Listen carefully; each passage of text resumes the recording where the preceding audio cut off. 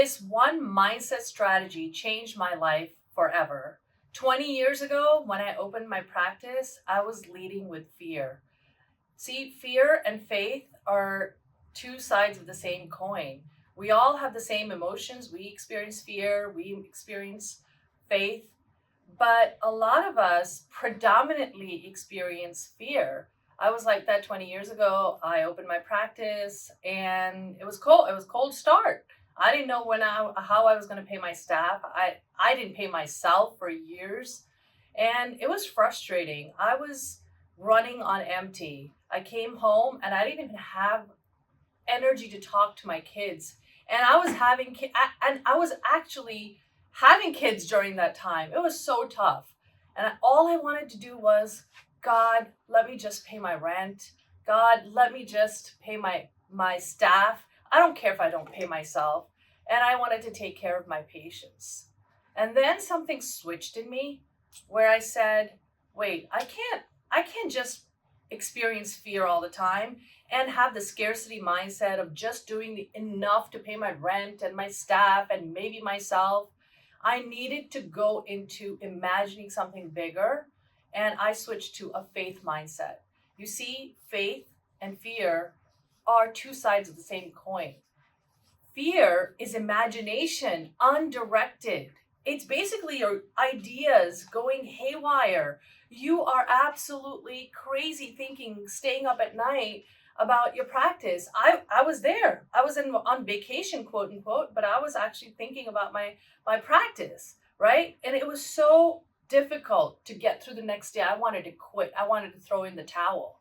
And then I said, Shafali, you need to talk better of yourself.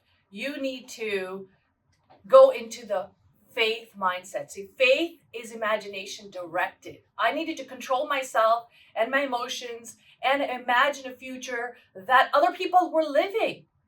Faith and fear. It is imagination. It's a direction. It's a difference of direction.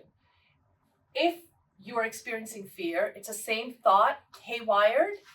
And if you're experiencing and living in faith, it is your thoughts controlled and you have faith that something better will come.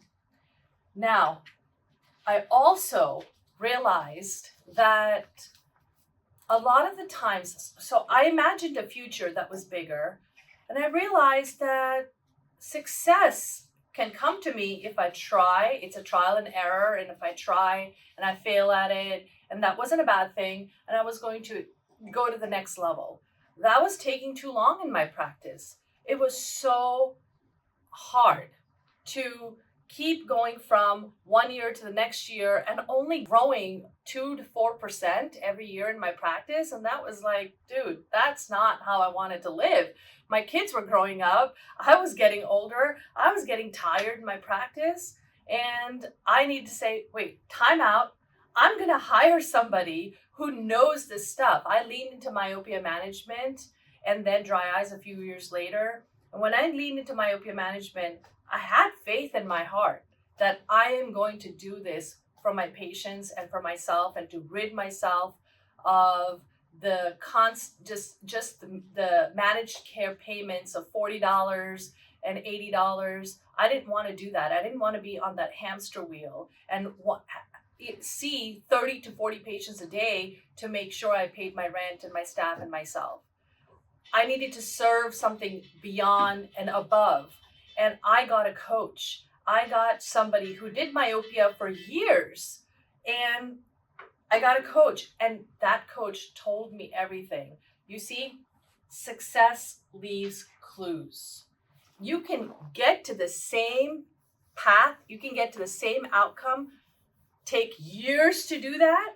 Or you can get a coach or training that can tell you to bypass all of that heartache and get to your outcome really fast, because now you know the recipe for something. You see, so once you start, like, let's say you want to make a dish and you've tasted it at a restaurant and you come home and you say, okay, I think it, I know the ingredients. I got the ingredients and you start cooking. But if you don't have the recipe for that dish, it's not going to taste as good. So, same way in practice, in business, and in life.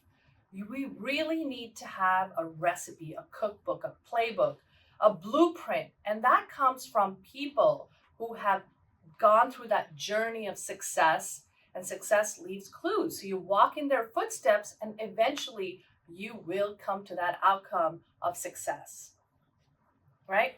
So, and the third thing I want to tell you is, which I learned recently, is I was a kind of a person that needed to do a lot of analytics and think about the pros and cons of getting an instrument, getting some software.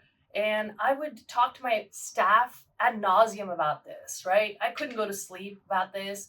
I wanted to make sure that I was going to be able to pay for something. And I imagined things in my head about what is the least amount that I could do to pay for that instrument or pay for that extra staff. Or I did this today. I was sitting down and I was talking about to my office manager about something, a service that I wanted to get into my practice. And we talked about it for an hour and I said, what am I doing? Again, I went back into my fear mode. I was just not jumping. I needed to jump and say yes. Say yes to that service and try it out, because in life, everything is an experiment.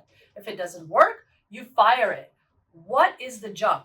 What am I talking about? For a lot of people, it is literally, it's that opening. It's that opening the window that you jump through to take that step. Because you see, your life, your destiny is formed in the moments of decisions. And it's in those moments of decisions, it's those jumps that you make, the leap of faith that you make, which makes the entire difference in your life. And the last few years, I have been living with faith, and I've had coaches in my life, and I have jumped and taken that leap of faith to say yes to so many things that are in line with how my life needs to look like, right? So let me give you an example. Let's say I had the call today with this a software company that I was trying to get into my office, that's going to make messaging a lot easier, intake forms a lot easier in my office. And the rep is giving me all these quotes, and I'm going back and forth with my staff about what to do. And I said to him, Ryan, hold up, keep up with me. I just need one quote. This is what we want, and let's go. Okay. So I signed up on the spot, and he said, try it out. And we have a year contract. It's going to cost me an X amount. And I'm going to make it work. I'm going to make it work because other people have made it work. And that's the jump I'm talking about. It's the jump that I needed to make to say yes, to make my staff's life a lot easier. So all of this is practice. You need to practice this. So in my life, I have jumped out of planes. I've bungee jumped. And I do that not to do the scary stuff and to make, myself strong or anything like that, or to make, to impress other people. It's actually to impress upon myself and my soul that I can, every time the tough situation arises when I'm stuck, I can take those jumps in my real life to say yes to something that makes my life better. And that is how I've led my life. So in conclusion, what I would like to tell you is, when you're unsure of something, let me tell you, you're never going to be sure of anything in life. You only have probabilities of success. And when sometimes you have to retract back from the logic and lean into your intuition, but having all of those gears in place of leading with faith, having a success a roadmap, and having faith in yourself and the system, and taking those tiny jumps every single day will make your life so much better. So I want you to comment growth. Comment growth if you want to learn more about this, because I have so much to share and my team can tell you so much and add massive value to your life and practice. Thank you for listening. I hope to see you again.